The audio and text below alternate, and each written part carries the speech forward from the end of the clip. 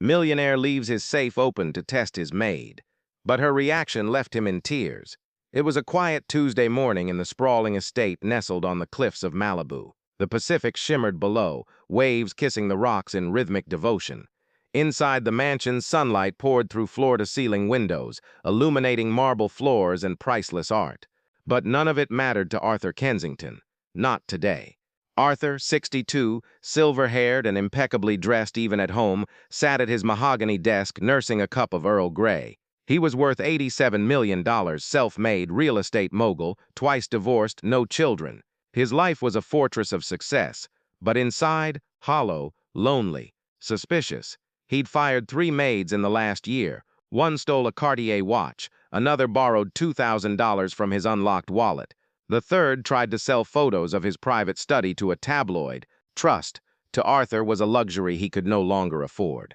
That's why this morning he made a decision. He walked to his private study, the one with the reinforced door and biometric lock, and deliberately left the safe wide open, not just unlocked, open. Inside, bundles of cash, gold bars, diamond earrings from his ex-wife, a signed Picasso sketch, easily $500,000 in portable assets. He didn't hide it, didn't cover it, then he went upstairs to his bedroom, cracked the door slightly, and waited. His new maid, Rosa Mendez, was due to clean his study at 10 a.m.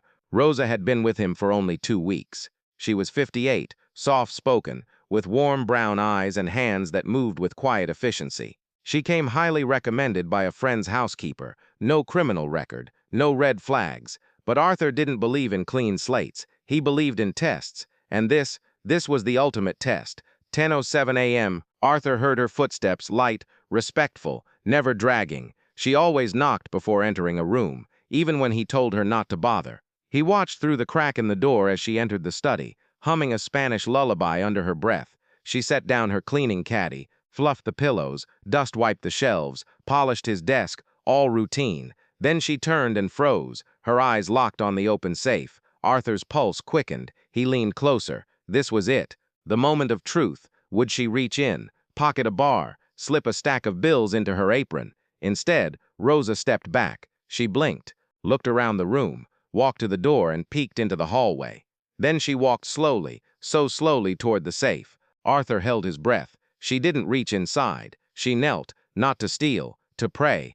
Arthur's brow furrowed. Rosa clasped her hands together, closed her eyes and whispered something in Spanish. He couldn't hear the words, but he saw her lips tremble, saw a tear slide down her cheek. She stayed like that for nearly a full minute. Then she stood, wiped her eyes, and without touching a single thing inside, gently, reverently, closed the safe door. She didn't lock it. She didn't have the code, but she closed it, like she was protecting something sacred. Arthur's chest tightened. What was that? He waited until she left the room, then slipped out of his bedroom and followed her downstairs to the kitchen. He stood in the doorway as she washed her hands at the sink, still sniffling. "Rosa," he said, voice low. She jumped, startled, then turned with wide eyes. "Mr. Kensington, I didn't hear you come down." He stepped closer. "I saw what you did." Her face paled. "I didn't take anything, sir. I swear I didn't even touch." "I know," he interrupted. "I saw you kneel. I saw you cry. I need to know why." Rosa looked down, twisting her wedding band,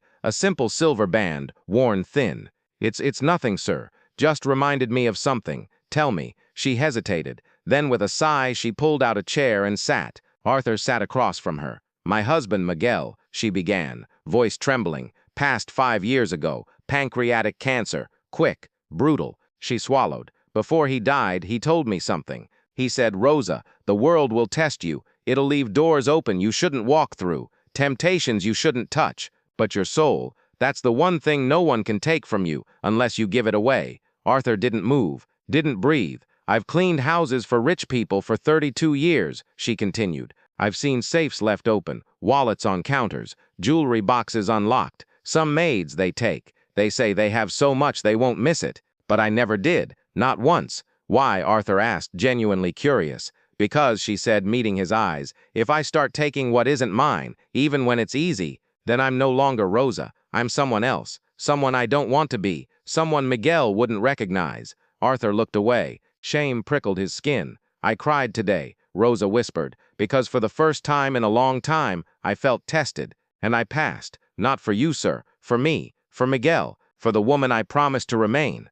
Arthur stood abruptly and walked to the window. The ocean stretched endlessly, so vast, so indifferent. He thought of his ex-wives, both married for money, his so-called friends always asking for investments, favors, handouts, his employees afraid of him, not loyal to him. And Rosa, she didn't want his money. She wanted to keep her soul. The irony wasn't lost on him. He turned back to her. "You're fired." Rosa's face crumpled. "What?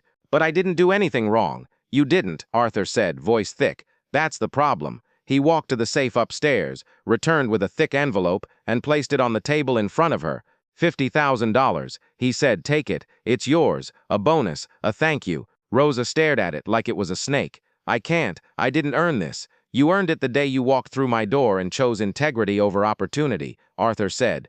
"More than that, you reminded me what real value looks like." She shook her head. "I won't take it, sir. Not like this." Arthur sat again, rubbed his temples. "Then let me hire you differently." Rosa blinked. "Differently? I don't need a maid," he said quietly. "I need a friend. Someone who sees me. Not my bank account, not my house. Me, the broken, lonely, suspicious man who tests people because he's forgotten how to trust." Rosa's eyes softened.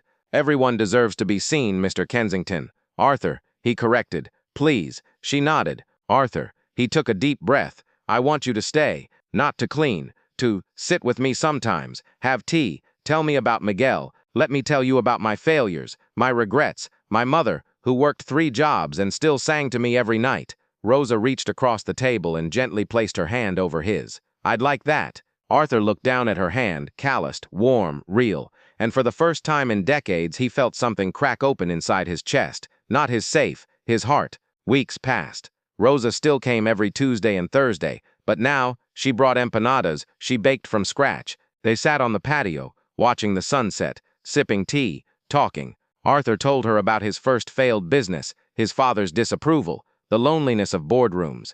Rosa told him about raising 3 kids alone after Miguel died, about dancing in the kitchen with her granddaughter, about the church garden she tended every Sunday. Arthur started leaving his wallet on the table, his watch on the counter, his safe, still locked, but not out of fear, out of respect.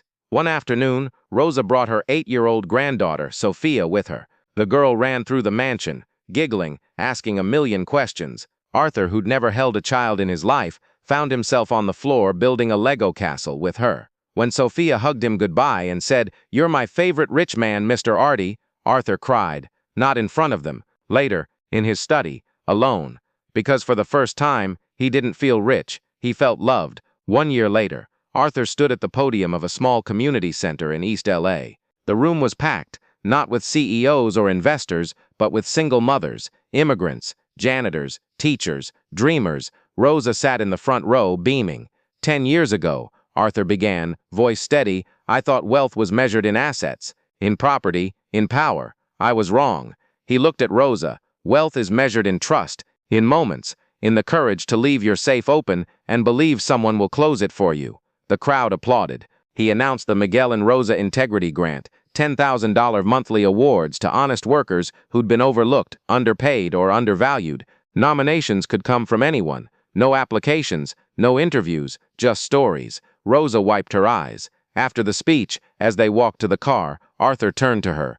"You changed my life, Rosa." She smiled. "You were ready to be changed, Arthur. I just reminded you." He opened the car door for her, something he'd never done for anyone. As they drove off, the sun setting behind them, Arthur realized something. He'd spent his life building walls. Rosa, she'd handed him a key, and all she asked in return was that he stay unlocked. Arthur Kensington passed away 3 years later, at home in his favorite chair, Rosa holding his hand. He left 80% of his fortune to charities Rosa helped him choose, the rest to Rosa and her family. In his will, he wrote, "To Rosa, my friend, my conscience, my miracle, you saw me when I was invisible to myself. You taught me that the greatest wealth isn't behind a locked door, it's in an open heart.